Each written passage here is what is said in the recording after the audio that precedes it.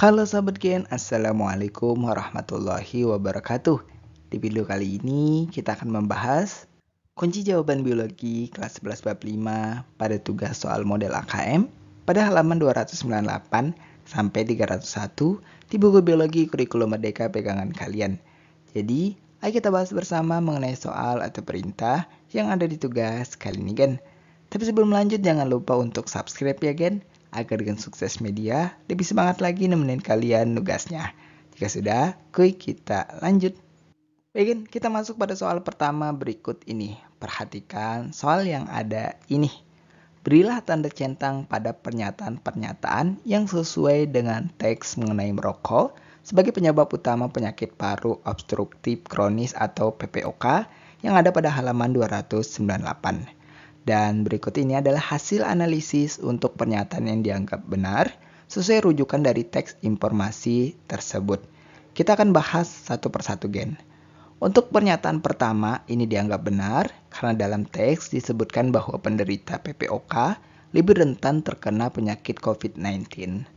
Kemudian untuk pernyataan kedua dianggap salah karena dalam teks PPOK disebutkan lebih sering terjadi akibat kebiasaan merokok dan paparan polusi bahan kimia, bukan karena infeksi bakteri. Infeksi bakteri tidak disebutkan sebagai penyebab utama dalam teks tersebut. Kemudian untuk pernyataan ketiga dianggap benar, karena sesuai dengan teks yang menyebutkan bahwa merokok sebagai penyebab utama PPOK. Kemudian untuk pernyataan keempat juga dianggap benar, karena teks menyebutkan bahwa emfisema adalah salah satu kondisi yang dapat berkembang menjadi PPOK. Dan untuk pernyataan kelima atau yang terakhir dianggap salah karena pada tahun 2018 prevalensi merokok kelompok remaja usia 10-18 tahun ini bertambah sebesar 1,9% dari tahun sebelumnya yang diperoleh dari 9,1% dikurang 7,2%. Again, kita masuk pada soal kedua berikut ini. Pilihlah satu jawaban yang benar. Kondisi yang tidak termasuk gejala PPOK adalah titik-titik. Bagian jawaban yang tidak termasuk gejala PPOK ada pada opsi E, yaitu infeksi Mycobacterium. Nah, berdasarkan teks, gejala PPOK meliputi batuk berdahak yang tidak segera sembuh, napas tersengal-sengal, dan mengi atau bengek. Nyeri dada juga sering terjadi pada penderita PPOK, terutama jika terdapat komplikasi. Namun, infeksi Mycobacterium seperti pada TBC tidak disebutkan sebagai gejala PPOK dalam teks. Again, kita masuk pada soal ketiga. Perbandingan laki-laki yang merokok dengan yang tidak merokok di Indonesia adalah titik-titik. Again, jawabannya adalah 2:1. Nah, berdasarkan teks, 63% laki-laki di Indonesia merokok, yang berarti sekitar 2 dari 3 laki-laki merokok. Maka perbandingannya adalah 2 yang merokok, 1 yang tidak merokok. Kita masuk pada soal 4 berikut ini. Bagaimana pencegahan agar terhindar dari PPOK? Berikut adalah pencegahan agar terhindar dari PPOK. Pertama, mengurangi paparan asap rokok. Hindari kebiasaan merokok dan jauhi paparan asap rokok sebagai perokok pasif. Yang kedua, menghindari polusi udara, yaitu dengan cara mengurangi paparan polusi bahan kimia, debu, dan zat berbahaya di lingkungan. Kemudian ketiga, menjaga kesehatan paru, yang mana dapat diterapkan gaya hidup sehat seperti olahraga teratur dan menjaga asupan gizi yang baik. Kemudian keempat, rutin memeriksa kesehatan, yang mana melakukan pemeriksaan kesehatan secara berkala untuk mendeteksi gangguan pernapasan lebih awal. Dan kelima, meningkatkan kesadaran, ikut serta dalam kampanye atau edukasi mengenai bahaya PPOK dan pentingnya menjaga lingkungan bebas asap rokok.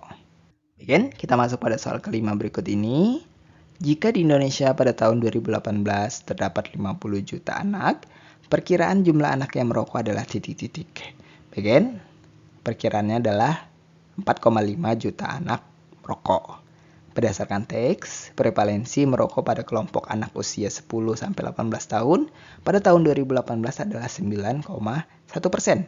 Jika jumlah anak di Indonesia pada tahun 2018 adalah 50 juta, maka jumlah anak yang merokok dapat dihitung dengan persamaan sebagai berikut. 9,1% dikali 50 juta sama dengan 0,091 dikali 50 sama dengan 4,5 juta. Maka ini sesuai dengan opsi C. Kita lanjut pada soal 6 berikut ini. Estimasi kasus laki-laki yang terkena TBC pada tahun 2019 di dunia sebanyak titik-titik.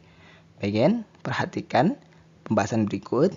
Berdasarkan data pada gambar, estimasi kasus laki-laki yang terkena TBC pada tahun 2019 adalah 5,6 juta orang dari total 10 juta kasus TBC global. Untuk menghitung persentasenya adalah sebagai berikut. 5,6 juta dibagi 10 juta dikali 100% sama dengan 56%. Jadi jawaban yang sesuai ada pada opsi E yaitu 56%. Kita lanjut ke soal ketujuh berikut ini. Berilah tanda centang pada pernyataan-pernyataan yang sesuai dengan teks terkait dengan tuberkulosis dan COVID-19 pada halaman 299 sampai 300. Dan berikut ini adalah hasil analisis terhadap pernyataan-pernyataan pada soal nomor 7 ini berdasarkan infografis tersebut. Kita bahas satu persatu, Untuk pernyataan pertama dianggap benar karena berdasarkan grafik, prevalensi TBC di Indonesia lebih tinggi dibandingkan rata-rata global pada setiap tahun yang ditampilkan, yaitu 329 kasus per 100.000 penduduk di Indonesia, melawan 145 kasus global pada tahun 2014 dan tren serupa terlihat di tahun-tahun berikutnya. Kemudian untuk pernyataan kedua juga dianggap benar.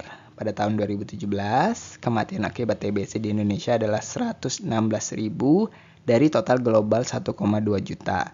Persentase sebenarnya yaitu dapat dicari dengan 116.000 dibagi 1.200.000 dikali 100, maka hasilnya adalah 9,67%. Kemudian untuk pernyataan ketiga salah. Pengobatan TBC disesuaikan dengan interval pada tingkat pengobatan intensif dan tingkat pengobatan lanjutan. Ada OAT yang diberikan dengan interval tiap 7 hari. Kemudian untuk pernyataan keempat dianggap salah karena target terbebas dari TBC adalah pada tahun 2050, sedangkan tahun 2035 adalah target eliminasi TBC. Dan untuk pernyataan terakhir atau kelima dianggap benar karena berdasarkan data global, laki-laki menyumbang 5,6 juta dari total 10 juta kasus TBC pada tahun 2019, sehingga kelompok ini adalah yang paling banyak terkena TBC. Kita lanjut pada soal 8 berikut ini. Tuliskan angka 1-5 pada kolom urutan berdasarkan prevalensi infeksi TBC yang terjadi di Indonesia dari yang terbesar ke yang terkecil. Prevalensi infeksi TBC yang terjadi di Indonesia per 100.000 penduduk dari yang terbesar ke yang terkecil yaitu 2014, 2015, 2016, 2017, dan 2018. Ini masih secara urutan dan disesuaikan dengan rujukan pada infografis yang ada pada teks mengenai tuberkulosis dan COVID-19. Kita lanjut ke soal 9 berikut ini. Bagaimana kecenderungan prevalensi infeksi TBC di dunia dan di Indonesia antara tahun 2014 sampai 2018. Berdasarkan data pada infografis, berikut adalah kecenderungan prevalensi infeksi TBC di dunia dan di Indonesia antara tahun 2014 dan 2018. Di Indonesia, prevalensi infeksi TBC menunjukkan penurunan yang signifikan dari 329 kasus per 100.000 penduduk pada tahun 2014 menjadi 216 kasus per 100.000 penduduk pada tahun 2018. Penurunan ini mengindikasikan upaya pengendalian TBC yang semakin baik di Indonesia. Kemudian di dunia, prevalensi infeksi TBC secara global juga mengalami penurunan dari 145 kasus per 100.000 penduduk pada tahun 2014 menjadi 133 kasus per 100.000 penduduk pada tahun 2018. Penurunan global lebih lambat dibandingkan penurunan di Indonesia. Kesimpulan, baik di dunia maupun di Indonesia, prevalensi infeksi TBC cenderung menurun selama periode 2014 sampai 2018. Namun, prevalensi di Indonesia tetap lebih tinggi daripada rata-rata global pada setiap tahun dalam periode tersebut. Kita masuk pada soal 10 berikut ini sebagai soal terakhir kita di sesi tugas kali ini. Jika di Indonesia terdapat 800.000 kasus TBC pada tahun 2021, prediksi orang yang menderita TBC terpapar COVID-19sebanyak titik-titik. Berdasarkan infografis, pada tahun 2019, 0,8% penderita TBC di Indonesia terpapar COVID-19. Jika jumlah kasus TBC di Indonesia pada tahun 2021 sebanyak 800.000, kita dapat menghitung prediksi jumlah penderita TBC yang juga terpapar COVID-19 sebagai berikut. Prediksi yaitu sama dengan 800.000 dikali 0,8% sama dengan 800.000 dikali 0,8 dibagi 100, maka hasilnya adalah 6.400. Ini sesuai dengan opsi A dengan prediksi orang yang menderita TBC terpapar COVID-19 sebanyak 6.400 orang. Again, itulah pembahasan sekilas kita untuk kunci jawaban biologi kelas 11 bab 5 pada sesi tugas soal model AKM pada halaman 298 sampai 301 di buku pegangan biologi kurikulum Merdeka. Terima kasih karena telah menonton video ini sampai habis, Gen. Jika dirasa video kali ini bermanfaat, jangan lupa untuk like dan subscribe ya, Gen. Sampai jumpa di video berikutnya dan wassalamualaikum warahmatullahi wabarakatuh.